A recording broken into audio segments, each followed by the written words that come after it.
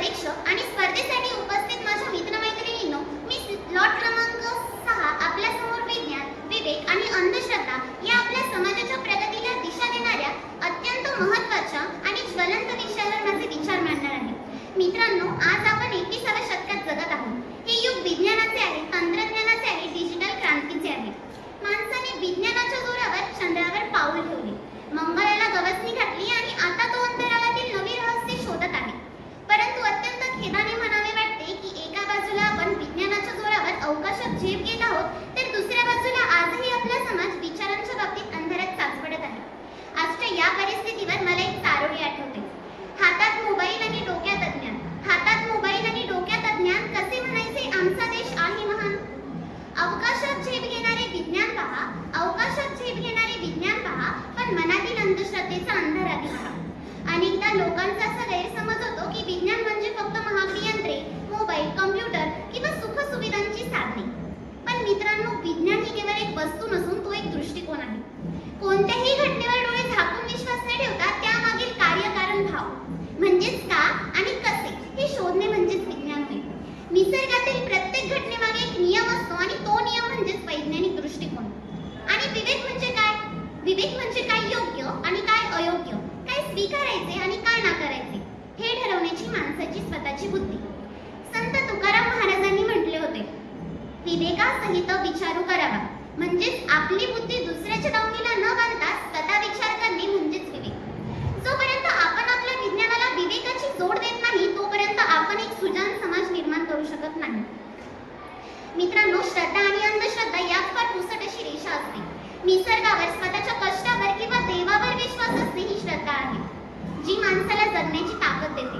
पण विज्ञानाला नाकारून चमत्कारांमागे धावणे म्हणजेच अंधश्रद्धा. आपल्या घरातले एक साधं उदाहरण पहा. घराबाहेर पडताना जर मांजर आडवे गेले तर आपले पाऊल तिथेच रेंगाळते. आपण थांबतो किंवा मागून दुसरे कोणाला तरी आधी जाऊ देतो. वैज्ञानिक दृष्टिकोनातून विचार करा, मांजर हा एक मुका प्राणी आहे. त्याला भूक लागली असेल म्हणून तो रस्ता ओलांडत असेल. त्याचा आपल्या कामाशी, यशापयशाशी काय संबंध? पण आपण विवेक बाजूला ठेवतो आणि त्या मांजराला अपशकुनी ठरवतो.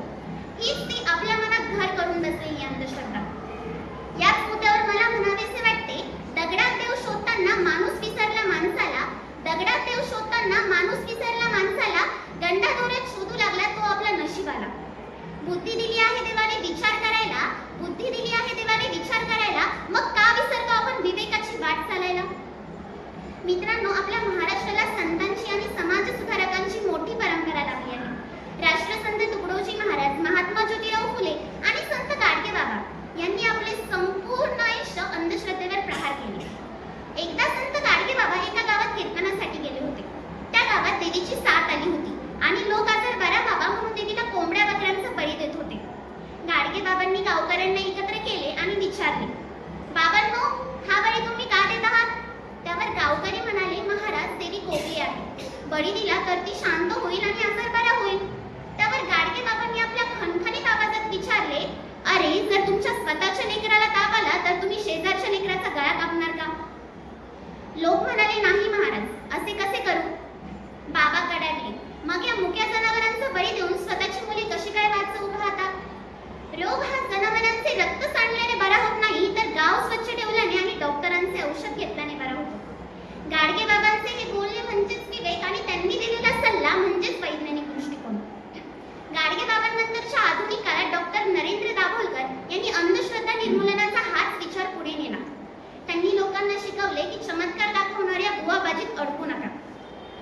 आज आपल्या अवतीभोवती लिंबू मिरची, कारणी भानामती, अंगात येणे, भूतबाधा किंवा गुप्तधनाच्या शोधात नरबळी देण्यासारख्या अघोरी प्रथांच्या भाकड कथांवर लोक आंधळेपणाने विश्वास ठेवतात.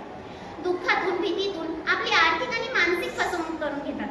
मी अभ्यास न करता बाबांचा अंगारा कपाळाला लावला किंवा अमुक एक गंडा बांधला तर मी परीक्षेत पास होईल, हा विचार देशाला मागे नेणारा आहे. अंधश्रद्धा माणसाला आळशी आणि परावलंबी बनवते, तर विज्ञान माणसाला कष्टाची आणि प्रगतीची वाट दाखवते. आपल्या भारतीय संविधानातील कलम 51A नुसार प्रत्येक नागरिकाचे हे मूलभूत कर्तव्य आहे की त्याने समाजात वैज्ञानिक दृष्टिकोन, मानवतावाद आणि शोधक बुद्धीचा विकास करावा. जेव्हा कोणी आपल्याला सांगेल की असे केल्याने चमत्कार होतो, तेव्हा आपण त्याला का आणि कसे हे प्रश्न विचारले पाहिजेत. प्रश्न विचारणे हे विज्ञानाचे पहिले पाऊल आहे.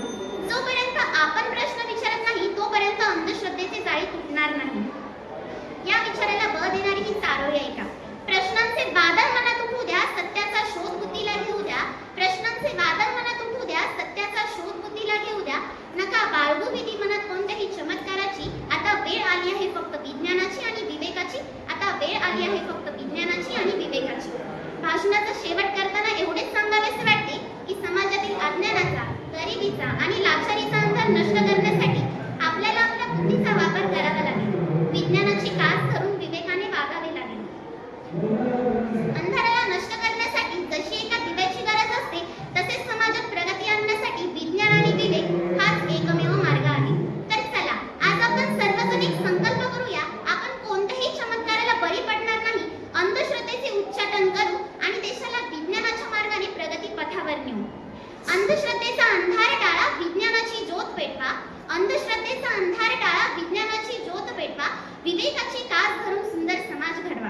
चमत्कारांच्या मागे न धावता सत्याचा स्वीकार करा. चमत्कारांच्या मागे न धावता सत्याचा स्वीकार करा. आपल्या सुंदर देशाला विज्ञानाचा अधिकार द्या. आपल्या सुंदर देशाला विज्ञानाचा अधिकार द्या. जय हिंद, जय